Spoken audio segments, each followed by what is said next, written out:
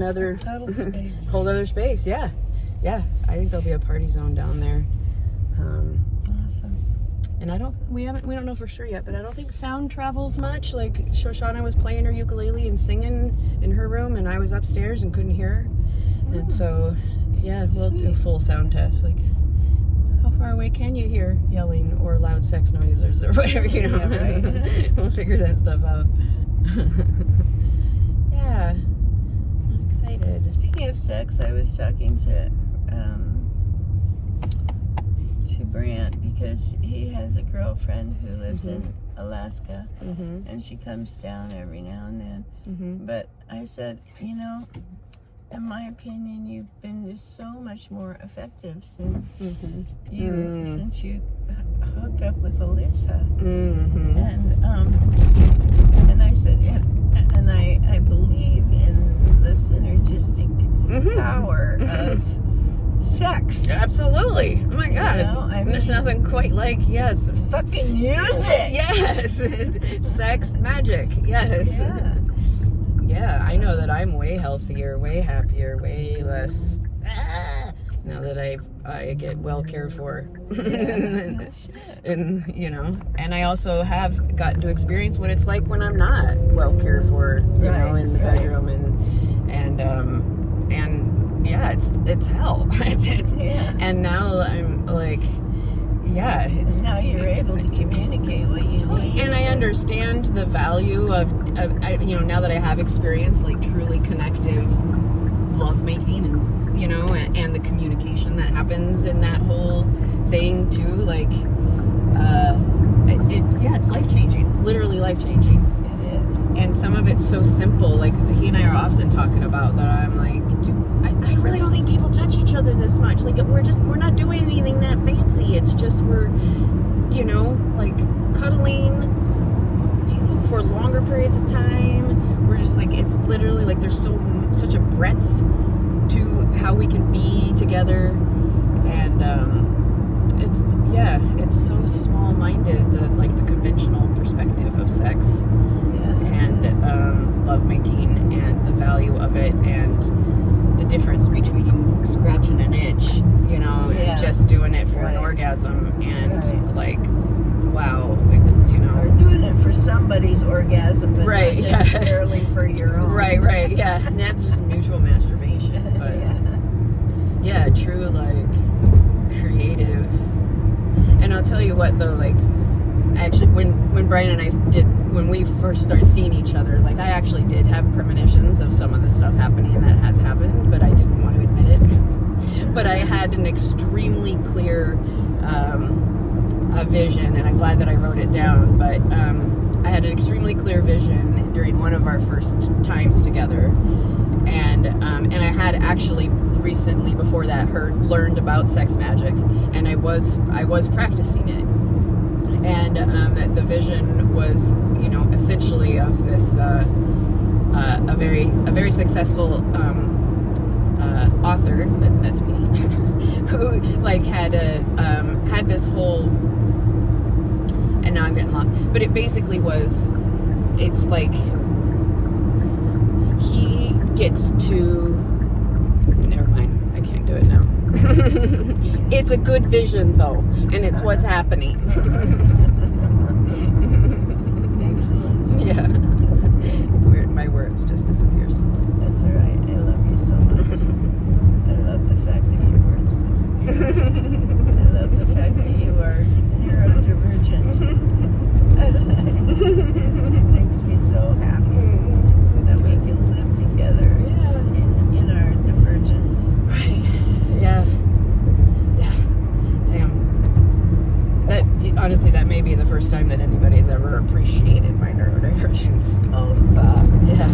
God, seriously. Fucking brutal, I tell you what. I mean, it is brutal, and God, I felt so sorry for Rodney last night because he is also neurodivergent, and I dragged him to this thing, and it was gonna go on forever and ever. And I said, you know, do you want to leave? And he says, well, I haven't eaten, and you know, and da. And I'm like, well, Rodney, let's just go.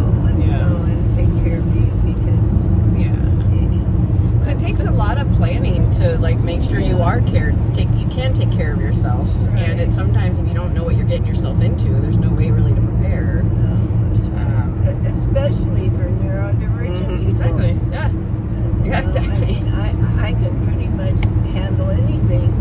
You know, I just go with the flow, and right. But I've got to be extremely well resourced to be able to do that. and I'm starting to really understand that better, and I'm glad that I'm able to understand that better. Yeah.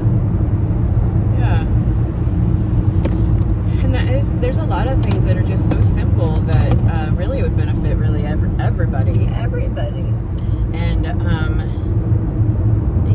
so there's so many. Yeah, almost everything that would help me would help just about anybody. Yeah. And so I agree. And it's really empowering for sure to be able to start to figure out, oh, that's what I need. Like even yesterday, it was pretty revolutionary for me to be like, okay, guys, I'm not feeling well. I need to go lay down in my room with my HEPA filter, and I did. And that's totally not what I would have done in the past. I would have kept pushing myself. I would have noted I felt like shit, but I probably wouldn't have even said anything. And just run myself totally ragged. Pushed past all of my things. But it was also like That's part of sex magic too, you know. It is that you made magic out of becoming one, and realize that you can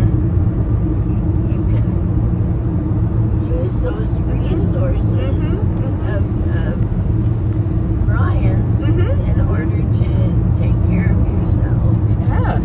Yes, thank you for pointing to that. We are often really marveling at what a difference it makes to be able to be a team. Yeah. And it hadn't made the connection that that's a big piece of the sex magic itself.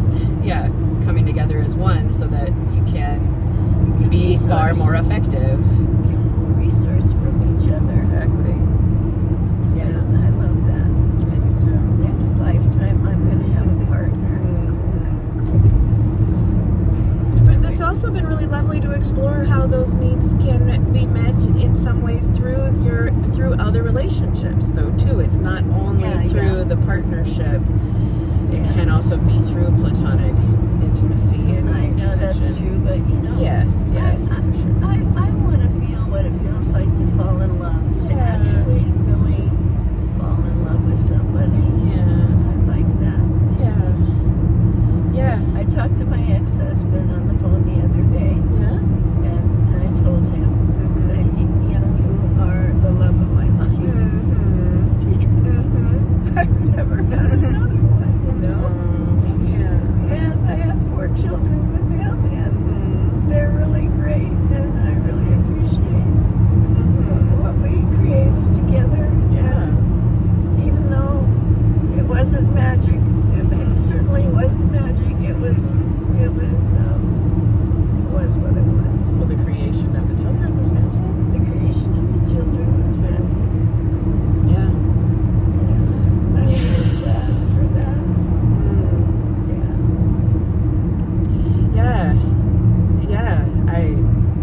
It sounds like I my entire first lifetime, I felt like, well, I'm just not one of those who will have that love affair, that passion and deep falling in love, and I just no, that won't be that's not going to happen for me. And I didn't actually think it existed, honestly. I thought it was rare. I wasn't sure if it existed either. But damn, now I know that it exists, and that it actually is closer for more folks than they could even possibly imagine. It's and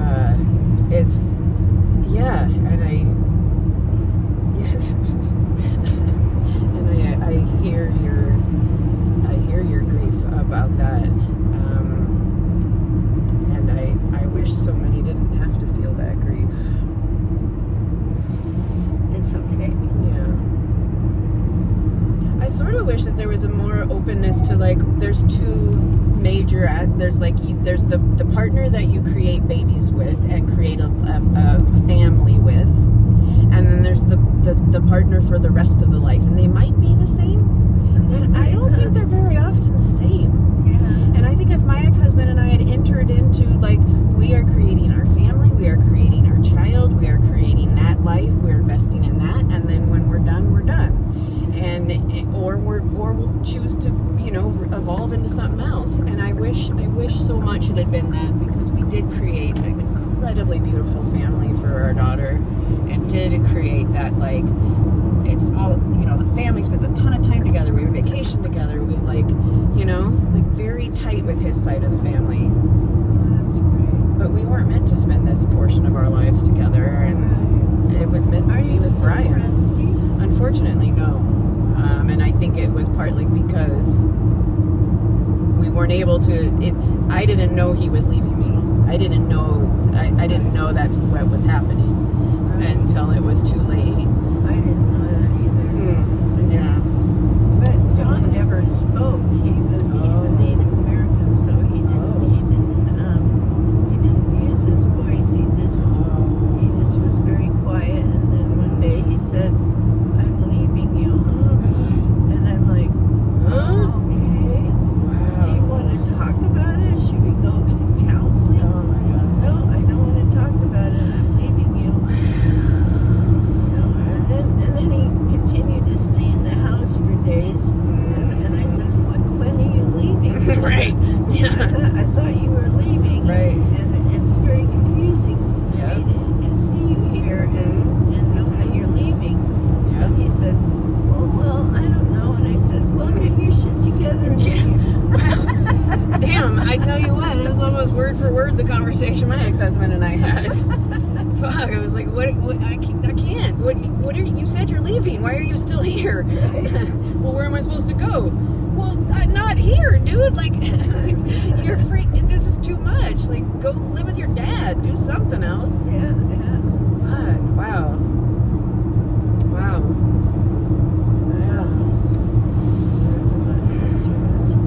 Anyway.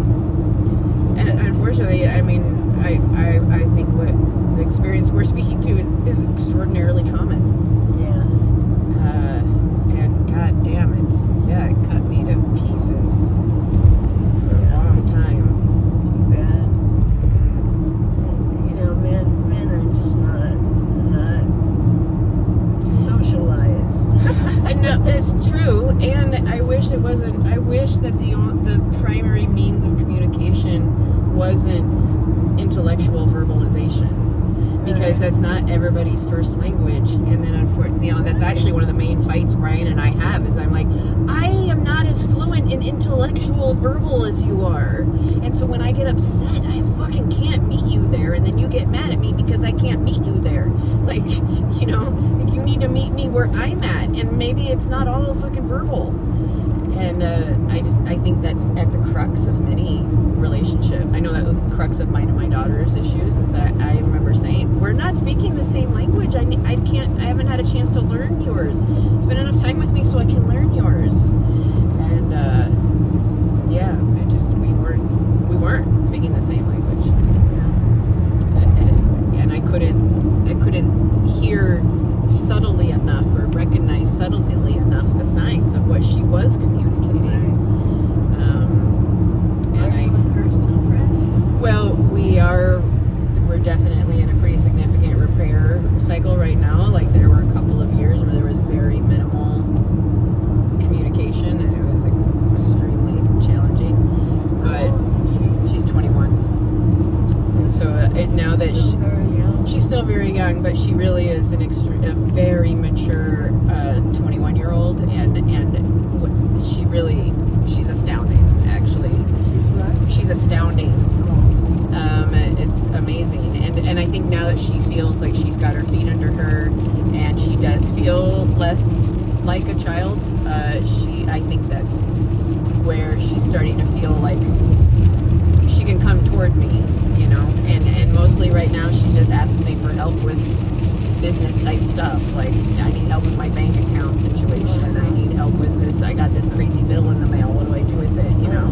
But I'm really grateful that she's letting me in now and asking for help and trusting me to do it.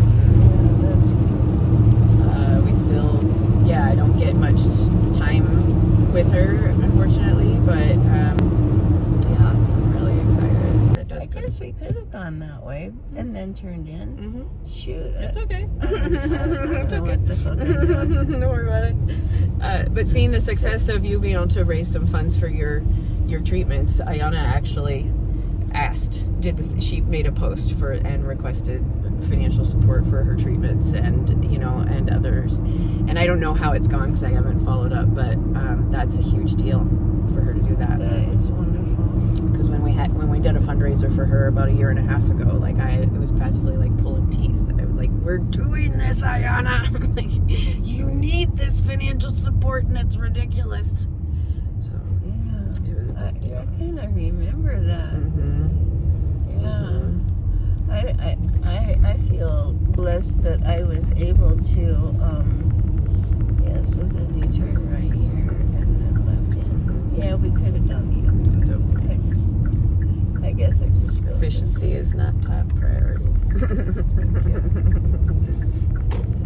Yeah, I was so blessed that I was able to have all these cards. Oh, it's not this one, okay. I was able to have all these cards that I was sort of able to barter, you know. It's like, here, I'll give you cards if you give me money for acupuncture. And people were very generous. Like my sister bought 10 cards for $100, you know, and you know what I mean? I mean, oh, it's that one. Shit. Yeah, we should have gone the way I wanted, man. You should have. I'm sorry. It's okay.